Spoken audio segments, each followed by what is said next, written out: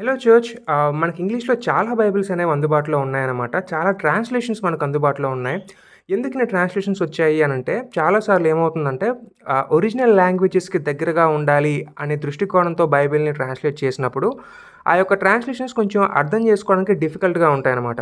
So, కొన్ని కొన్ని సార్లు ఏం చేస్తారంటే, ఆ ట్రాన్స్‌లేషన్స్ అనేవి వినే వాళ్ళకి, చదివే వాళ్ళకి అర్థం కావాలి, వాళ్ళకి సులభతరంగా ఉండాలి అనుకోని చేసేటటువంటి ట్రాన్స్‌లేషన్స్ ఏవైతే ఉంటాయో వాటిని డైనమిక్ ట్రాన్స్‌లేషన్స్ అని అంటారు. అవి కొంచెం సులభతరంగా మనకి అర్థం చేసుకోవడానికి ఉపయోగపడతాయి.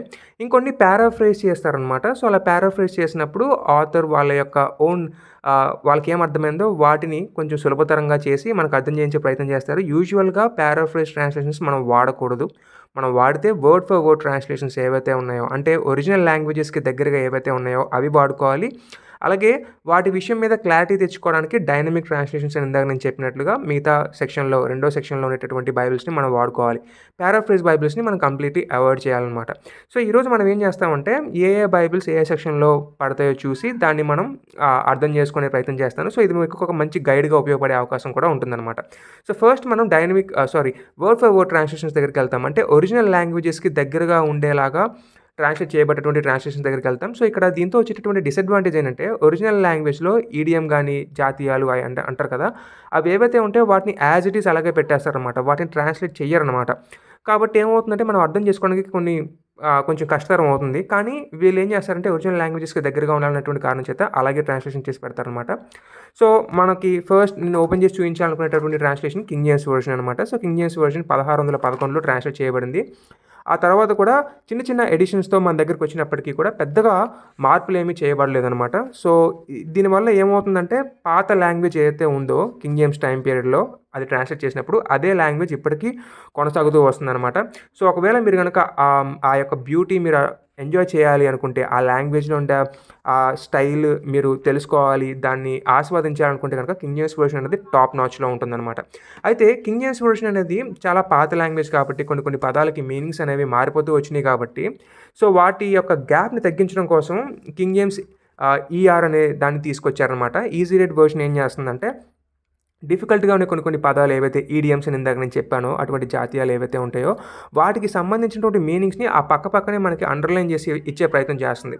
సో, ఇలా చేయడాన్ని బట్టి మనకి ఈ యొక్క బైబిల్ అనేది కింగ్ జేమ్స్ వెర్షన్‌లో నేను చదవాలి, ఆ యొక్క బ్యూటీని ఎంజాయ్ చేయాలి. అలాగే నేను ఆ యొక్క ఎసెన్స్‌ని కూడా లూజ్ అవ్వకూడదు అనుకునేటప్పుడు మాత్రం ఈ యొక్క బైబిల్ అనేది మనకి హెల్ప్ చేస్తుందనమాట. సో, అలాగే కింగ్ జేమ్స్ వెర్షన్ యొక్క ఇంటిగ్రిటీని ప్రిజర్వ్ చేసే ప్రాసెస్‌లో భాగంగా అనేక వెర్షన్స్ వచ్చినాయనమాట కింగ్ జేమ్స్‌లోనే. అందులో కింగ్ జేమ్స్ అప్‌డేటెడ్ వెర్షన్ అని అలా మల్టిపుల్ వచ్చినాయనమాట. ఇప్పుడు మనం చూడబోయేది ఏంటంటే ఇంటర్నేషనల్ కింగ్ జేమ్స్ అనమాట. సో, ఇది కూడా ఏంటంటే కొంచెం దాన్ని సింప్లిఫై చేసే ప్రయత్నం చేస్తారనమాట. సో, కింగ్ జేమ్స్ యొక్క ఎఫెక్ట్ దాని యొక్క ఇంపాక్ట్ చాలా వరకు ఉంది కాబట్టి మాక్సిమం దాన్ని కోల్పోకుండా ఉండడానికి, దాన్ని వదులుకోకుండా ఉండడానికి చాలామంది ప్రయత్నాలు చేస్తూ ఉంటారనమాట. ఆ ప్రాసెస్‌లో బాగానే మనకి చాలా మటుకు కింగ్ జేమ్స్ వెర్షన్స్‌లోనే డిఫరెంట్ స్టైల్స్ మనకి వస్తూ ఉంటాయన్నమాట. సో, ఇలా మీరు కావాలనుకుంటే కింగ్ జేమ్స్‌ని వాడుకోవచ్చు. లేదు అలా కాదు అనుకున్నట్లయితే ఇటువంటి వెర్షన్స్ ఏమన్నా మీరు ఆల్టర్‌నేట్‌గా తీసుకోవాలనుకుంటే ఆ ప్రయత్నాలు కూడా చేయొచ్చు. అయితే కింగ్ జేమ్స్‌ని వదులుకోకూడదు అనేటటువంటి ఉద్దేశంలో భాగంగా వచ్చినటువంటి ఇంకొక ట్రాన్స్‌లేషన్ ఏంటంటే మోడర్న్ ఇంగ్లీష్ వెర్షన్ అనమాట. సో, ఇది ఆహ్, వీలైనంత వరకు కింగ్ జేమ్స్‌కే ఆహ్, యూ నో దాన్నేమంటారంటే, దానికి ఆ యొక్క లాయల్టీని చూపిస్తూ వచ్చినటువంటి ట్రాన్స్‌లేషన్ అనమాట. ఇది కూడా బానే ఉంటుంది గానీ, అంత సక్సెస్ అవ్వలేదిది. మీరు చూస్తున్నారు కదా! చాలా చీప్ వెర్షన్‌ని నేను తీసుకోవడం జరిగిందనమాట. సో, నాకు ఆ అక్షరాలు చాలా చిన్నగా ఉన్నాయి. ఆ ఫాంట్ నాకు నచ్చలేదు. బట్ మేబీ వాళ్ళు గనక మార్కెటింగ్ బాగా చేసి ఉన్నట్లయితే, మేబీ ఈ తరం కింగ్ జేమ్స్ వెర్షన్ అనేటట్టుగా ఇది ఉండేదేమో. అయితే ఆహ్, ఇంకొకటి కూడా వచ్చింది. చాలా ఫేమస్ అనమాట. ఆ వెర్షన్ మీ అందరికీ తెలిసిందే. New King James version. So, ఈ న్యూ కింగ్ జేమ్స్ వెర్షన్ ఏం చేస్తుందంటే ఇది కొత్తగా ట్రాన్స్‌లేట్ చేయబడిందనమాట. అంటే కింగ్ జేమ్స్ వెర్షన్‌తో వచ్చేటటువంటి ఒక ప్రాబ్లమ్ ఏంటంటే, ఆ టైంలో 1611 టైమ్ పీరియడ్‌లో ఏవైతే ప్రతులున్నాయో, ఆ ప్రతుల్ని బేస్ చేసుకొని రిసీవ్డ్ టెక్స్ట్ అని అంటారనమాట. సో, అటువంటి రిసీవ్డ్ డాక్యుమెంట్స్‌ని టెక్స్టస్ రిసెప్టర్స్ అని అంటారు. సో, అలాంటి రిసీవ్డ్ టెక్స్ట్‌ని బేస్ చేసుకొని వాళ్ళు ట్రాన్స్‌లేషన్ చేయడం జరిగింది. అయితే ఆ తర్వాత మనకి కుమ్రాన్ గుహల్లో చాలా చాలా ప్రతులు దొరకడం బట్టి అవి కింగ్ జేమ్స్ వాళ్ళు ట్రాన్స్‌లేట్ చేయబడటానికి ఉపయోగించినటువంటి ప్రతుల కంటే ఓల్డర్‌గా ఉన్నటువంటి ప్రతులు అయ్యుండడం బట్టి వాటిని బేస్ చేసుకొని కొత్త కొత్త ట్రాన్స్‌లేషన్స్ వచ్చాయి. అయితే న్యూ కింగ్ జేమ్స్ వెర్షన్ ఏం చేస్తుందంటే, మేము కింగ్ జేమ్స్ దారిలోనే వెళ్తాము అని చెప్పేసి కింగ్ జేమ్స్ వెర్షన్ ఏదైతే గ్రీక్ ఎడిషన్‌ని వాడిందో, టెక్స్టస్ రిసెప్టర్స్‌ని వాడిందో దాన్ని బేస్ చేసుకొని ట్రాన్స్‌లేషన్ చేయడం అనేది జరిగిందనమాట. ఐ థింక్ 40 మందో ఎంతమందో దీన్ని కూర్చొని ట్రాన్స్‌లేట్ చేసినట్టు గుర్తు ఆర్ మేబీ 100 మందో. కానీ చాలా బ్యూటిఫుల్‌గా ఉంటుంది.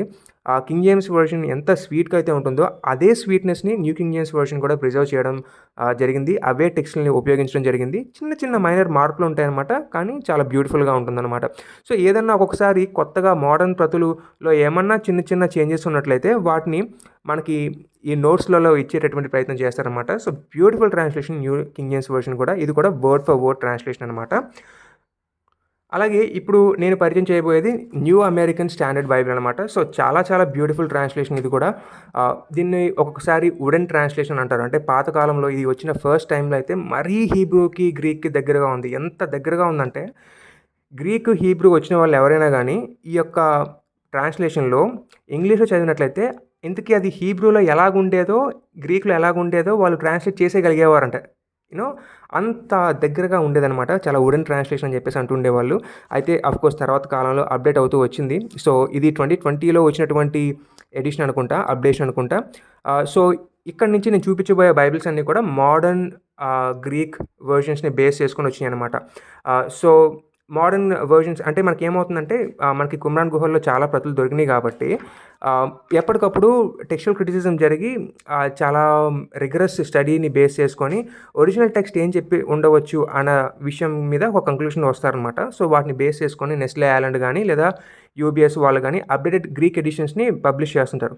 సో, ఆ గ్రీక్ మ్యానుస్క్రిప్ట్స్‌ని బేస్ చేసుకొని కొత్త కొత్త ట్రాన్స్‌లేషన్స్ అన్నీ వస్తున్నాయన్నమాట. ఇన్‌ఫ్యాక్ట్ కొత్త కొత్త ట్రాన్స్‌లేషన్స్‌లో ఇప్పుడు ఏవైతే ఉన్నాయో మనకి అవి ఆహ్, ఓహ్ King James, new King James ఉపయోగించేటటువంటి ప్రతుల కంటే పాత ప్రతుల్ని ఉపయోగిస్తున్నారనమాట. సో, ఇంకా బెటర్‌గా మనం ఒరిజినల్ సోర్స్‌కెళ్ళి ఒరిజినల్ గ్రీక్ మ్యానుస్క్రిప్ట్‌లో ఏముందో తెలుసుకోగలిగేటటువంటి అవకాశాలు మనం మోడర్న్ ఇంగ్లీష్ వెర్షన్స్‌ని ఉపయోగించి చూసినప్పుడు మనకి అర్థమవుతుందనమాట. ఇన్‌ఫ్యాక్ట్ మన తెలుగులో ఉండేటటువంటి బైబిల్స్ అటువంటి ట్రాన్స్‌లేషన్స్ కలిగి ఉండలేదు. అదొక డిసడ్వాంటేజ్ మనకి. సో, ఇంగ్లీష్‌లో చదవడం వల్ల ఏమవుతుందంటే ఆ కుమ్రాన్ గుహల్లో దొరికినటువంటి ఆ యొక్క ప్రతుల్ని కొత్త కొత్త ప్రతుల్ని ఉపయోగించి మనం ఇప్పుడు చేసినటువంటి కారణం బట్టి ఇంకా ఓల్డర్‌గా మ్యానుస్క్రిప్ట్స్ ఏం చెప్పాయో తెలుసుకోగలిగేటటువంటి అవకాశం దొరుకుతుంది. సో, ఇప్పుడు ఈ యొక్క ఎన్ఏఎస్‌బి కూడా ఆ కోవ కిందకే వస్తుందనమాట. సో, దీంతోటి మనం wooden word for word translations నుంచి బయటకొచ్చేసాము. ఇప్పుడు మనం ఏం చేస్తామంటే సింపుల్‌గా మనం డైనమిక్ ట్రాన్స్‌లేషన్స్‌లోకి ఎంటర్ అయిపోదాం. సో, ఇన్‌ఫ్యాక్ట్ చెప్పాలనుకుంటే ఈఎస్‌విని కూడా అప్పుడప్పుడు వుడెన్ ట్రాన్స్‌లేషన్ కిందకే పెడతారు. సో, ఈఎస్‌వి కూడా మీరు మేబీ వుడెన్ ట్రాన్స్‌లేషన్స్ కిందకే పెట్టుకోవచ్చు. వర్డ్ ఫర్ వర్డ్ ట్రాన్స్‌లేషన్స్ కిందకే పెట్టుకోవచ్చు. ఇది కూడా ఒరిజినల్ మ్యానుస్క్రిప్ట్‌కి లేదా గ్రీక్ అండ్ హీబ్రూ లాంగ్వేజ్‌కి చాలా చాలా దగ్గరగా ఉంటుందనమాట. ఇది కూడా చాలా బ్యూటిఫుల్ లాంగ్వేజ్‌ని మెయింటైన్ చేస్తూ ఉంటుంది. ఆ యొక్క బ్యూటీ ఏదైతే కింగ్ జేమ్స్ వెర్షన్ మెయింటైన్ చేస్తుందో అదే బ్యూటీని ఈఎస్‌వి కూడా మెయింటైన్ చేస్తుంది. ఒకప్పుడు దీన్ని ఆర్ఎస్‌విగా ట్రాన్స్‌లేషన్ చేశారు. అయితే దాని దగ్గర నుంచి రైట్స్ తీసుకొని ఈఎస్‌విగా దీన్ని ప్రిజర్వ్ చేయడం జరిగిందనమాట. ఎందుకంటే ఆర్ఎస్‌వి ట్రాన్స్‌లేషన్ కొంచెం మరీ లిబరల్‌గా ఉండేటటువంటి కారణం చేత ఆ ఇంటర్ప్రిటేషన్ అనేది అంత కరెక్ట్‌గా ఉండకపోయినటువంటి కారణం చేత దాన్ని రైట్స్‌ని తీసుకొని ఈఎస్‌విగా పబ్లిష్ చేయడం అనేది జరిగిందనమాట. క్రాస్‌వే వాళ్ళు అనుకుంటా దీన్ని పబ్లిష్ చేస్తుంది. సో, ఈఎస్‌వి చాలా బ్యూటిఫుల్ ట్రాన్స్‌లేషన్. ఇది కూడా మీరు యూజ్ చేసుకోవచ్చు. ఆ తర్వాత చాలా పాపులర్ ట్రాన్స్‌లేషన్ ఇంకోటుంది. అదే ఎన్ఐవి ట్రాన్స్‌లేషన్. సో, ఈ ఎన్ఐవి ట్రాన్స్‌లేషన్ అనేది నా దగ్గర యాక్చువల్లీ ట్రాన్స్‌లేషన్‌గా లేదు కాబట్టి నేను దాన్ని చూపించలేకపోతున్నాను. స్టడీ బైబిల్ రూపంలోనే ఉంది. బికాస్ ఎన్ఐవి అనేది నాకు అంత ఫేవరెట్ ట్రాన్స్‌లేషన్ కాదు. బట్ చాలామందికి ఇది చాలా ఫేవరెట్ ట్రాన్స్‌లేషన్ అనమాట. చాలా ఈజీగా అర్థమవుతుందని చెప్పేసి అంటూ ఉంటారనమాట. సో, ఎన్ఐవితో వచ్చేటటువంటి అడ్వాంటేజ్ లేదా ఇక్కడి నుంచి నేను చూపించబోయేటటువంటి బైబిల్స్‌కి ఏంటంటే డైనమిక్ ట్రాన్స్‌లేషన్స్ అని అంటారనమాట. సో, దీనివల్ల ఏమంటే ఏదైనా ఈడియమ్స్ కానీ, ఏదైనా ఫ్రేజెస్ కానీ హీబ్రూకి లేదంటే గ్రీక్‌కి సంబంధించి ఉన్నట్లయితే దాన్ని యాజ్ ఇట్ ఈస్‌గా ట్రాన్స్‌లేట్ చేయకుండా మనకు అర్థమయ్యేటటువంటి లాంగ్వేజ్‌లోకి ఆ యొక్క ఎక్స్‌ప్రెషన్స్‌ని మార్చి ట్రాన్స్‌లేట్ చేస్తారనమాట. సో, అలా ట్రాన్స్‌లేట్ చేసినప్పుడు మనకి చాలా ఈజీగా అర్థమయ్యేటటువంటి అవకాశాలుంటాయి. అందులో ఎన్ఐవి అనేది ఒక భాగం అనమాట. కాబట్టి మీరు చూసుకున్నట్లయితే ఇది కూడా చాలా సింప్లిఫైడ్ మేనర్‌లో ఉంటుంది. బట్ పర్సనల్లీ నాకు ఎన్ఐవి అనేది అంత ఇష్టమైనటువంటి ట్రాన్స్‌లేషన్ కాదు. కానీ ఇది ఇష్టపడే వాళ్ళు చాలామంది ఉంటారనమాట. సో, వాడాలనుకుంటే ఇది కూడా వాడుకోవచ్చు. సో, నెక్స్ట్ రీసెంట్‌గా వచ్చింది కానీ చాలా బ్యూటిఫుల్‌గా ఉండేటటువంటి ట్రాన్స్‌లేషన్ అనమాట. సీఎస్‌బి. సో, ఒకప్పుడు దీన్ని హెచ్‌సీఎస్‌బి అనేవారు. ఐ థింక్ అది 2009లో అనుకుంటా పేరు మార్చడం జరిగింది. Or maybe somewhere around that time. HCSB అనే ట్రాన్స్‌లేషన్ వచ్చినట్టుందేమో. నాకు డేట్ సరిగ్గా గుర్తులేదు. బట్ హెచ్‌సీఎస్‌బి ట్రాన్స్‌లేషనే తర్వాత సీఎస్‌బి ట్రాన్స్‌లేషన్‌గా మారిందనమాట. ఇదెందుకొచ్చింది? చాలా బైబిల్స్ ఉండంగా మళ్ళీ ఈ యొక్క ట్రాన్స్‌లేషన్ ఎందుకొచ్చింది అనంటే హెచ్‌సీఎస్‌బిలో ఇనీషియల్లీ వాళ్ళు ఏం చేసేవారంటే యెహోవాకి సంబంధించిన నామం ఏదైతే ఉందో దాన్ని యావేగా పెట్టేసేవాళ్ళనమాట. ఐడియల్లీ ఏమవుతుందనంటే ఇంగ్లీష్‌లోకెళ్ళినప్పుడు యెహోవా అనే పదం ఉండదు. లార్డ్ అనే ఉంటుందనమాట. సో, సీఎస్‌బీ ట్రాన్స్‌లేషన్ వాళ్ళు లేదా హెచ్‌సీఎస్‌బీ ట్రాన్స్‌లేషన్ వాళ్ళు అలా కాదని చెప్పి యావేగా పెట్టారు. సో, ఈ సీఎస్‌బీ అదే మెయింటైన్ చేసిందో లేదో నాకు తెలీదు గానీ అది ఒక రెవల్యూషనరీగా అనిపించిందనమాట. తర్వాత ఆహ్, బియటుడ్యూట్స్ ఏవైతే ఉంటాయో ధన్యత వాక్యాలు వాటి విషయంలో కూడా కొన్ని చేంజెస్ అనేవి జరిగినాయి. కానీ సీఎస్‌బీ మళ్ళీ దాన్ని ఆ చేంజెస్‌ని రివోక్ చేసింది కొన్ని కొన్ని ట్రాన్స్‌లేషన్స్ విషయంలో అప్డేట్ చేసినప్పుడు. ఆహ్, సో, ఈ సీఎస్‌బీ అనే దాన్ని నేను యాక్చువల్లీ ఎన్ఐవీ కంటే ఎక్కువగా ప్రిఫర్ చేస్తుంటా. కారణం ఏంటంటే సీఎస్‌బీలో ఆ బ్యూటీ చాలా ఎక్కువగా మెయింటైన్ చేయబడుతూ ఉంటది. ఎందుకంటే ఒకప్పుడు నేను ఈఎస్‌వి ట్రాన్స్‌లేషన్ ఎక్కువగా చదివినటువంటి వాడిని కాబట్టి ఇంగ్లీష్‌లో ఉండే బ్యూటీ నాకు తెలుసు కాబట్టి సీఎస్‌బీ ఆ బ్యూటీని రిటైన్ చేయడం మాత్రమే కాకుండా ఎన్ఐవీ ఎలాగైతే అర్థవంతంగా ఉంటుందో అంతే అర్థవంతంగా మనకి సీఎస్‌బీ ట్రాన్స్‌లేషన్ కూడా ఉంటుందనమాట. అండ్ సీఎస్‌బీ ట్రాన్స్‌లేషన్ ప్రిఫర్ చేయడానికి one of the main reasons ఏంటంటే ఈ సీఎస్‌బీ ట్రాన్స్‌లేషన్‌లో ఏదన్నా ఒక పాత నిబంధనకి సంబంధించినటువంటి వచనం ఉన్నప్పుడు దాన్ని బోల్డ్ లెటర్స్‌లో పెడతారనమాట. మీరు చూసినట్లయితే చాలా వచనాలు ఇక్కడ బోల్డ్ లెటర్స్‌లో ఉన్నాయి. దీనివల్ల ఏంటంటే ఒకసారి చదవంగానే ఓహో! ఓకే. ఈ యొక్క రచయిత పాత నిబంధన వాక్యాన్ని కోట్ చేస్తున్నాడా అన్న విషయం మనకు చూడంగానే అర్థమైపోతుంది. అంత మాత్రమే కాదు దానికి సంబంధించినటువంటి వాక్యం ఏదైతే ఉంటదో అది ఫుట్ నోట్స్‌లో ఇస్తారనమాట. అరే! ఈ పాత నిబంధనకు సంబంధించిన వచనం నీకు కావాలనుకుంటే ఈ ఏరియాలోకెళ్ళు. యెషయాలోకెళ్ళు, మలాకీలోకెళ్ళు, జకర్యాలోకెళ్ళు అని కింద రాసుంటది. దానివల్ల ఏంటంటే నాకు ఈజీగా నేను వెతుక్కొని డాట్స్‌ని కనెక్ట్ చేసుకోవడానికి నాకొక అవకాశం ఎక్కువ దొరుకుతుంది. అలాగే ఎన్ఐవీ కంటే ఇదెక్కువ నేను ఎందుకు ప్రిఫర్ చేస్తానంటే, ఎన్ఐవీలో ఫుట్ నోట్స్ చాలా తక్కువగా ఉంటదనమాట. ఎస్పెషల్లీ 2011లో వచ్చినటువంటి అప్‌డేటెడ్ ఎడిషన్‌లో చూసినప్పుడు ఎన్ఐవీ ట్రాన్స్‌లేషన్స్‌లో వాళ్ళు ఈ ఫుట్ నోట్స్‌ని ఎందుకు మీరు సరిగ్గా తీసేశారు అనంటే, ఎవరు చదవరండి అందుకే తీసేసామని చెప్పేసి చాలా రెక్లెస్‌గా ఆన్సర్ చేశారనమాట. సో, ఐడియల్లీ ఏంటంటే మల్టిపుల్ మ్యానుస్క్రిప్ట్స్ మనకు దొరికినప్పుడు ఆల్టర్‌నేటివ్‌గా వేరు వేరు టెక్స్ట్‌లు ఏమేమి చెప్తున్నాయో తెలుసుకోవడం కూడా చాలా చాలా ఉపయోగపడతాయన్నమాట. సో, అన్‌ఫార్చునేట్‌లీ ఎన్ఐవీ ఆ నోట్స్‌ని వీలైనంత వరకు తగ్గిస్తే చాలా గొప్పగా ఫార్చునేట్‌లీ సీఎస్‌బీ ట్రాన్స్‌లేషన్స్ వాళ్ళు ఆ యొక్క టెక్స్చువల్ నోట్స్‌ని వీలైనంత వరకు ఇంక్రీజ్ చేసి చాలా ఎక్కువ ప్రిజర్వ్ చేసి మనకిచ్చే ప్రయత్నం చేశారు. అందుకే మీరు చూసినట్లయితే కిందన చాలా మటుకు నోట్స్ ఉంటది. మీరు కేవలం నార్మల్ సీఎస్‌బీ బైబిల్ తీసుకున్నా గానీ కింద నోట్స్ అనేది చాలా ఎక్కువగా ఉంటుంది. ఎందుకుంటుందంటే ఆ వేరియస్ మ్యానుస్క్రిప్ట్స్ ఏమేమి చెప్తున్నాయో మనకు తెలుసుకోవాలి. ఫర్ ఎగ్జాంపుల్ మన తెలుగులో కూడా ఇటువంటి నోట్స్ ఉంటుంది. కొన్ని మూల ప్రతులలో అని ఒక చిన్న మాట ఉంటది. సో, అటువంటి ఇన్ఫర్మేషన్ మనకు చాలా ఇంపార్టెంట్ అనమాట. సో, వాటిని ఇక్కడ మనకి సీఎస్‌బీ ఎక్కువగా ప్రిజర్వ్ చేసేటటువంటి ప్రయత్నం చేస్తున్నటువంటి కారణం చేత చాలా బ్యూటిఫుల్ ట్రాన్స్‌లేషన్. దీన్ని మీరిలాగా వాడుకోవడం అనేది చాలా బెటర్‌గా ఉంటుందనమాట. సో, ఇలా కాకుండా మనకి ఇంకొన్ని మంచి ట్రాన్స్‌లేషన్స్ కూడా ఉన్నాయన్నమాట. ఒకటి మోడర్న్‌గా వచ్చిందేంటంటే సీఈవీ కాంటెంపరరీ ఇంగ్లీష్ ట్రాన్స్‌లేషన్ అనమాట. సో, ఇది కూడా బానే ఉంటుందనమాట. కొన్ని కొన్ని సార్లు ఇది కొంచెం పారాఫ్రేజ్ వైపుగా వెళ్ళే ప్రయత్నం చేస్తుంటుంది. ఇది కామన్ ఇంగ్లీష్ బైబిల్ అనమాట. కాంటెంపరరీ ఇంగ్లీష్ వెర్షన్ కాదు. Common English Bible. సో, ఇది కూడా చాలా మంచి ట్రాన్స్‌లేషనే. చాలా బావుంది. నాకు నచ్చింది. మీరు ఒకవేళ వాడాలనుకుంటే ఇటువంటి ఒక ట్రాన్స్‌లేషన్‌ని కూడా మీరు వాడే ప్రయత్నం చేయొచ్చనమాట. ఐ థింక్ ఇది కూడా మోడర్న్ టెక్స్ట్‌లని బేస్ చేసుకొని వచ్చిందని అనుకుంటున్నాను.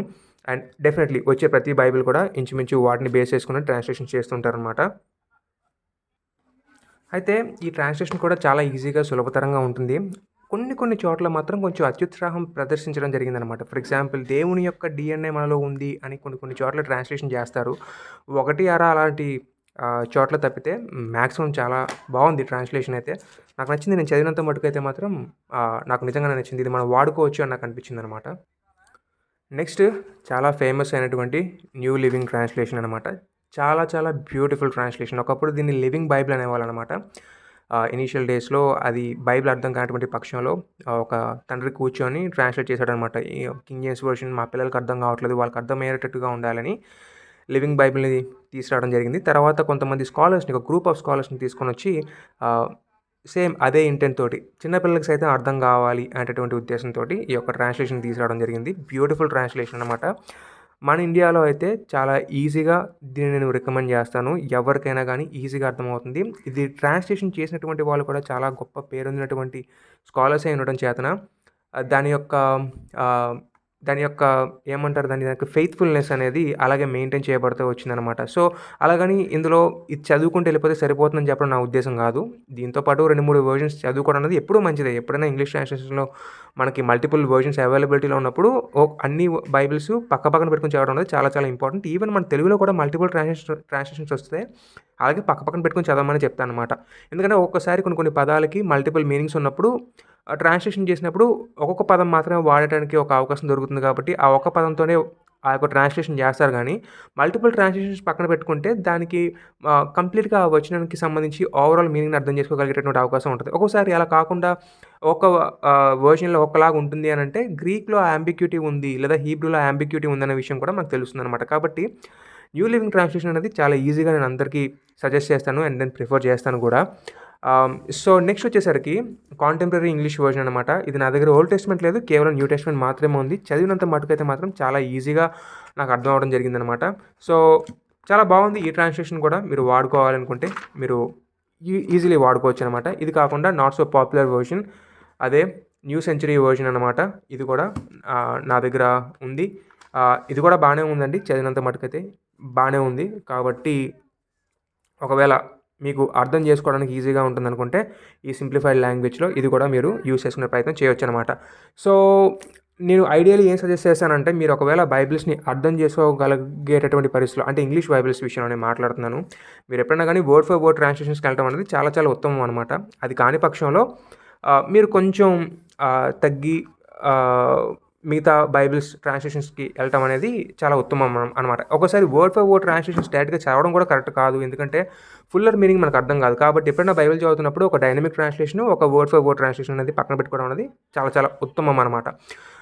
సో, డైనమిక్ ట్రాన్స్‌లేషన్స్‌లోకి వచ్చేసరికి నేను సీఎస్‌వి గానీ, ఎన్ఐవి గానీ, లేదంటే ఇందాక నేను చెప్పినటువంటి ఎన్ఎల్టీ న్యూ లివింగ్ ట్రాన్స్‌లేషన్ గానీ సజెస్ట్ చేస్తాననమాట. సో, ఇప్పుడు మాకు అది కూడా అర్థం కావట్లేదు. ఇంకొంచెం పారాఫ్రేజ్ చేసినట్లుగా నాకేమైనా కావాలనుకుంటే మీరు వీటిని వాడొచ్చు. వీటిని ఖచ్చితంగా మీరు మీ ప్రైమరీ బైబిల్స్‌గా వాడకూడదనమాట. జస్ట్ ఏదో కామెంటరీ చూస్తున్నాము అన్నట్టుగా మీరు దీన్ని వాడుకుంటే సరిపోతుందనమాట. ఇది ఈజీ రీడ్ వెర్షన్ అనమాట. చాలా చాలా చాలా ఈజీగా ఉంటది. న్యూ లివింగ్ ట్రాన్స్‌లేషన్ ఎలాగైతే ఉంటుందో అంతకంటే ఇంకా సులభతరంగా మనకి బైబిల్ అనేది ట్రాన్స్‌లేట్ చేయబడడం జరిగిందనమాట. కాబట్టి ఈజీ రీడ్ వెర్షన్ మనకి తెలుగులో కూడా అవైలబిలిటీలో ఉంటుంది. 500కో ఎంతకో వచ్చేస్తుందనమాట. ఇదే వెర్షన్ మనకు తెలుగులో కూడా అవైలబిలిటీలో ఉందండి. కావాలంటే అది కూడా మీకు చూపిస్తాను. తెలుగులో అయితే ఇదేనండి ఆ బైబిలు. Easy read version. చాలా చాలా ఈజీగా ఉంటుందనమాట. మీరు బైబిల్ ఓపెన్ చేసి చూడంగానే మీకు చాలా క్లియర్‌గా అర్థమైపోతుంటది. చాలా చాలా చిన్న పిల్లలకి సైతం అర్థమయ్యేటటువంటి ఈజీ లాంగ్వేజ్‌లో తెలుగులోనూ ఉంటుంది. అలాగే ఇంగ్లీష్‌లో కూడా ఉంటుందనమాట. వీటిని ప్రైమరీ స్టడీ బైబిల్స్‌గా లేదా ప్రైమరీ స్టడీ టూల్స్‌గా దీన్ని వినియోగించుకోవడానికి నేను సజెస్ట్ చేయను గానీ, ఇది కూడా ఒకటి పక్కన ఉంటే గనక మీకు అవకాశం ఉంటే ఇది కూడా వాడుకునే ప్రయత్నం చేయొచ్చు. ఇది కాకుండా ఇంకొక పాపులర్ పారాఫ్రేజ్ బైబిల్ ఒకటి ఉందండి. అదే ది మెసేజ్ అనమాట. సో, ఇంగ్లీష్‌లో ఇది చాలా చాలా పాపులర్‌గా ఉంటుంది. మీరు కావాలంటే దీన్ని కూడా యూజ్ చేసుకోవచ్చు. ఇది ఖచ్చితంగా ప్రైమరీ బైబిల్‌గా వాడకూడదు. ఇది నేను చెప్పడం కాదు. ఈ ట్రాన్స్‌లేషన్ చేసినటువంటి ఆయనే చెప్పారనమాట. ఇది ఒక్క అతనే కూర్చొని ట్రాన్స్‌లేట్ చేశాడనమాట. ఒక్కతను చేసినటువంటి ట్రాన్స్‌లేషన్ గానీ, కామెంటరీ గానీ మనం ఎప్పుడూ వాడకూడదు. సో, కానీ ఇతను ట్రాన్స్‌లేట్ చేసినటువంటి వ్యక్తి చాలా మంచి స్కాలర్ కాబట్టి అసలు ఇంతకీ తన యొక్క ఇన్‌సైట్స్ ఏంటో తెలుసుకోవడం కోసం జస్ట్ ఒకసారి మనం ఇలాగా ఒకసారి ఎప్పుడైనా రిఫరెన్స్ కోసం ఒకసారి ఓపెన్ చేసి చూస్తే సరిపోతుంది గానీ, ప్రైమరీ బైబిల్స్‌గా మనం వాడకూడదనమాట. So, and by the way ఒక 2 వెర్షన్స్‌ని మీకు పరిచయం చేయడం మర్చిపోయాననమాట. ఇది వర్డ్ ఫర్ వర్డ్ ట్రాన్స్‌లేషన్‌లో పెట్టొచ్చు. ఒకటేంటంటే న్యూ రివైజ్డ్ స్టాండర్డ్ వెర్షన్ అనమాట. సో, రివైజ్డ్ స్టాండర్డ్ వెర్షన్ అనేది ఇంతకుముందు ఉండేది. ఇప్పుడు ఎన్ఆర్ఎస్‌విగా తీసుకొస్తున్నారు. ఇప్పుడు దీన్ని మళ్ళీ అప్డేట్ చేసి ఎన్ఆర్ఎస్‌వి యూఈగా కూడా తీసుకొచ్చారనమాట. అప్డేటెడ్ ఎడిషన్‌గా తీసుకొచ్చారు. నా దగ్గర ఆ వెర్షన్ లేదు. బట్ ఈ ఎన్ఆర్ఎస్‌వి బైబిల్ అనేది స్కాలర్లీ రెల్మ్‌లో చాలా చాలా పాపులర్ అనమాట. సో, స్కాలర్స్ యూజ్ చేయాల్సొచ్చినప్పుడు ఈ ట్రాన్స్‌లేషన్‌నే యూజ్ చేస్తూ ఉంటారు. సో, మీరు వాడాలంటే ఇది కూడా వాడొచ్చు. చాలా వుడెన్ లాంగ్వేజ్ ఇది కూడా. అంటే గ్రీక్‌కి, హీబ్రూకి చాలా చాలా దగ్గరగా ఉంటుందనమాట. కాబట్టి మీరు వాడాలనుకుంటే ఇది కూడా వాడుకునే ప్రయత్నం చేయొచ్చు. అండ్ మెసియానిక్ ట్రాన్స్‌లేషన్స్ కూడా కొన్ని ఉంటాయన్నమాట. దీని మీద ఆల్రెడీ నేను ఫుల్ వీడియో కూడా నేను చేయడం జరిగింది. సో, ఇది మెసియానిక్ జ్యూస్ ట్రాన్స్‌లేట్ చేసుకున్నటువంటి వెర్షన్ అనమాట. ఇది కాకుండా ఇంకొక 2 వెర్షన్స్ ఉన్నాయి. అవి కూడా మీరు చూడొచ్చు. ఆ తర్వాత ఎన్‌జేపీఎస్, జేపీఎస్ లాంటి ట్రాన్స్‌లేషన్స్ కూడా ఉన్నాయన్నమాట. English translations. అవి ఓన్లీ తనక్ అంటే కేవలం పాత నిబంధనకి సంబంధించి మాత్రమే ఉంటాయన్నమాట. ఆ ట్రాన్స్‌లేషన్స్ కూడా మీరు చూసే ప్రయత్నం చేయొచ్చనమాట. సో, ఓవరాల్‌గా నన్ను సజెస్ట్ చేయమని చెప్పినట్లయితే king James version, new King James version, new American standard Bible, ESV, CSB, NIV, NLT ఇవన్నీ కూడా చాలా బ్యూటిఫుల్ ట్రాన్స్‌లేషన్స్. వీటిలో మీరు ఏది వాడుకున్నా కానీ చాలా బాగుంటాయి. ఒక ట్రాన్స్‌లేషన్ అనేది అంత పాపులర్‌గా లేదు అనంటే బెటర్ దాన్ని అవాయిడ్ చేయడం అనేది మంచిది. బట్ అలాగని ప్రతి ట్రాన్స్‌లేషన్‌ని అవాయిడ్ చేద్దామని కాదు గానీ, మీరు ఒకవేళ ఎక్స్‌ప్లోర్ చేయాలనుకుంటే ఏమైనా ట్రాన్స్‌లేషన్స్ మీరు తీసుకోవాలనుకునేటప్పుడు ఆ దిశలో మీరు ప్రయత్నం చేయొచ్చనమాట. This is all about Protestant translations. ఇవి కాకుండా క్యాథలిక్ ట్రాన్స్‌లేషన్స్ కూడా కొన్ని ఉన్నాయి ఇంగ్లీష్‌లోనే. వాటిని కూడా మనం తెలుసుకునే ప్రయత్నం చేద్దాం నెక్స్ట్ వీడియోలో. బాయ్.